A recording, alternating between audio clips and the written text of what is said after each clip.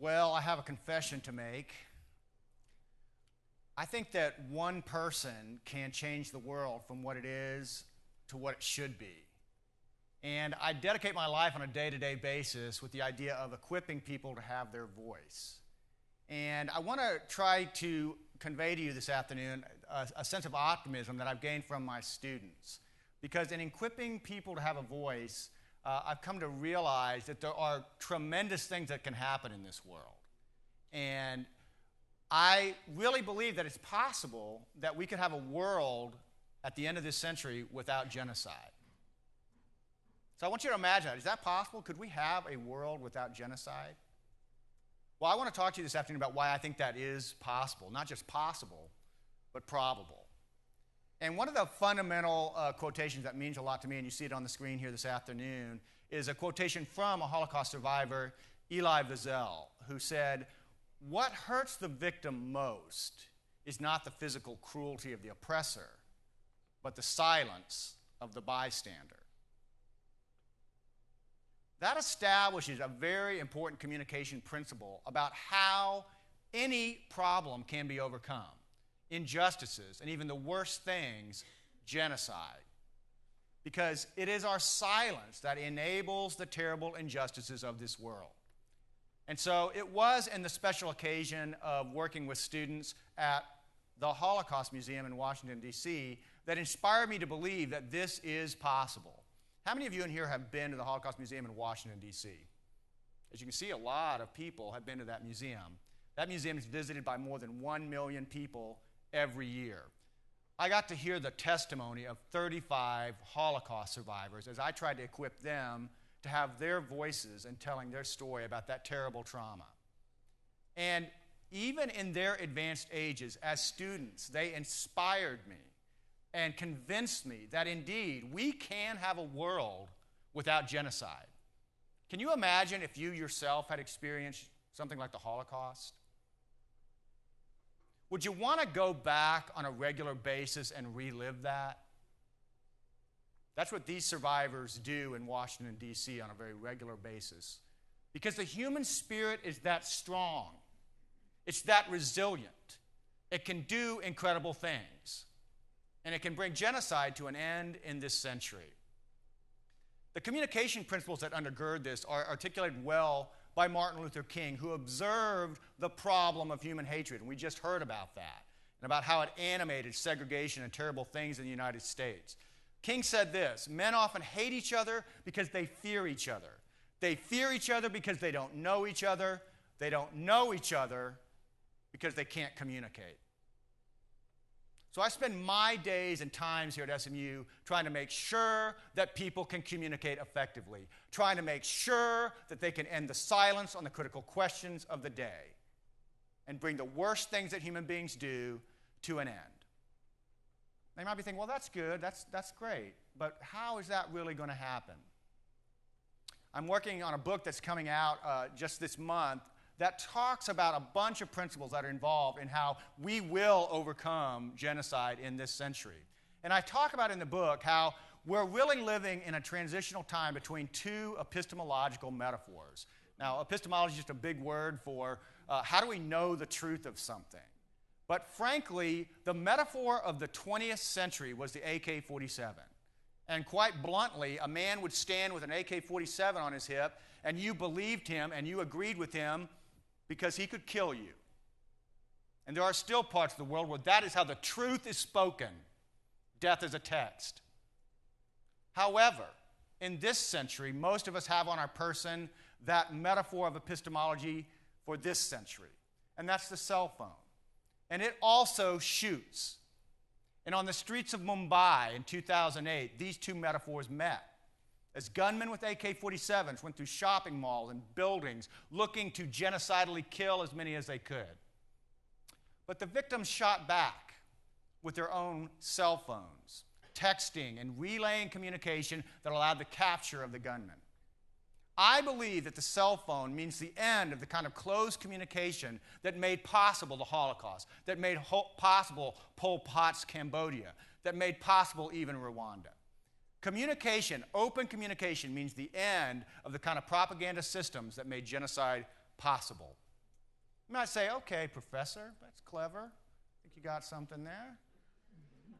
But what does that really look like? What does that really look like? You got a theory, but what does it look like? I've got a very vivid picture of what this looks like.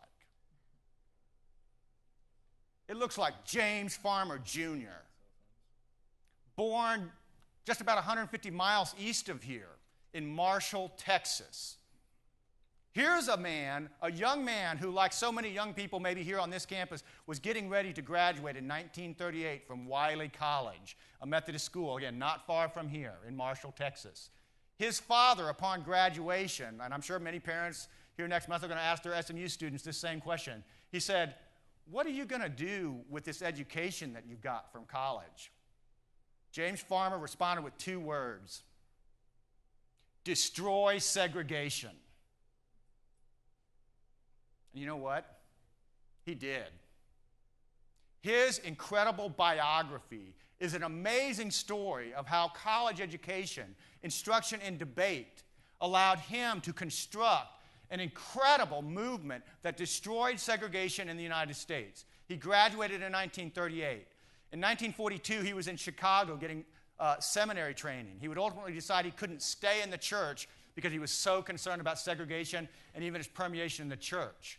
But in 1942, when King was still just a child, Farmer created a civil disobedience movement at Jack Sprat, a little restaurant in Chicago that wouldn't serve blacks.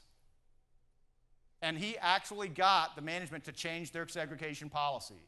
That act of civil disobedience became a model for a national civil rights movement that would, over decades, upheaval the segregationist South. And he did that in 1942. In 1961, he organized those freedom rides that we just heard about, where the bus was bombed. He was riding on one of the buses going into the South. In 1963, he was supposed to speak with Dr. King when King gave the eloquent I Have a Dream speech. He was on the program, speaker number 8, but he wasn't there. He was in Louisiana, in jail, for civil disobedience against segregation in Louisiana. He was part of the architect, he was the architect for Freedom Summer in 1964, and he would help pass the 1964 and 1965 Civil Rights Acts. So when he promised his dad in 1938, when he graduated from college, we can overcome, I'm going to destroy segregation, he did it. And his debate coach, Melvin Tolson, who taught him about debate while he was there, formed the catalyst within one single strong individual to be a voice and to not be silent, and to be able to overcome these incredible things. And so I really believe every day when I'm here at SMU that when I'm teaching a student to communicate, I'm equipping them with these incredible skills, these incredible possibilities to not be silent at a time when someone needs to speak out. There are people sitting here right now, you know things that are not right. And if you would just speak out, there could be something that could be done about it. And that's why I love my job here at SMU. Because I always feel great about, wow, I get to impact even someone at the end of their life, like a Holocaust survivor, to speak out and to make a difference. But you might still be sitting here this afternoon saying, but what can I do? I mean, you probably work with some really incredible students, and I do. But I think in every person there's an incredible possibility of a voice. But what you can do, and on this screen you can actually see 9 different students who've done incredible things with their voices throughout the world and even here in the United States by ending strategic silences on important questions that matter to every person on this planet. But I want to talk to you some practical things about how we will end genocide in this century. The first thing I want to talk about is letting go of cynicism about human problems like genocide.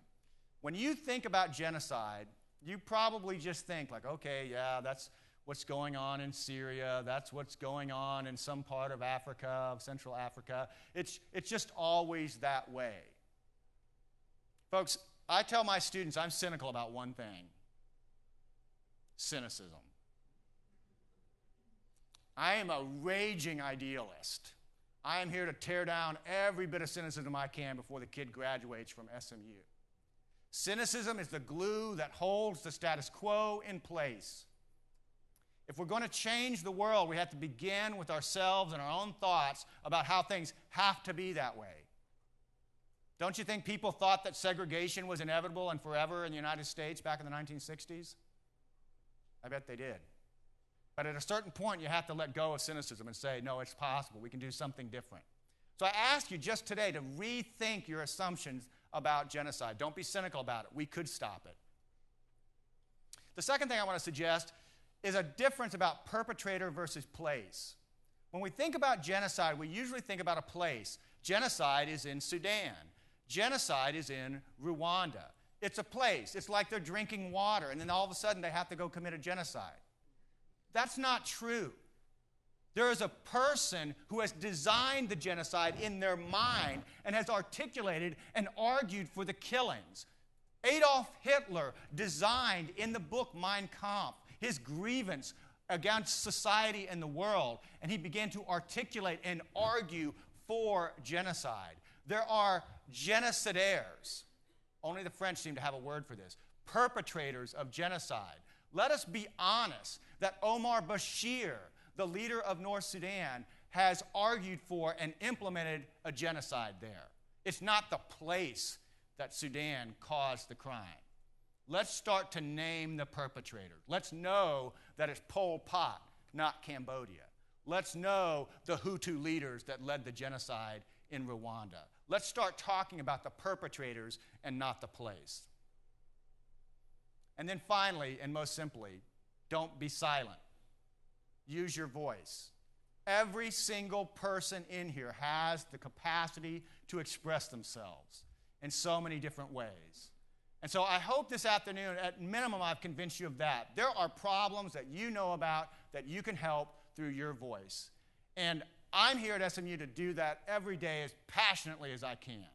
And I hope that you will leave this afternoon with some conviction that I can stop being silent about things that matter and start making a difference in this world. Because that's what I'm trying to do every day here at SMU. Thank you for your attention.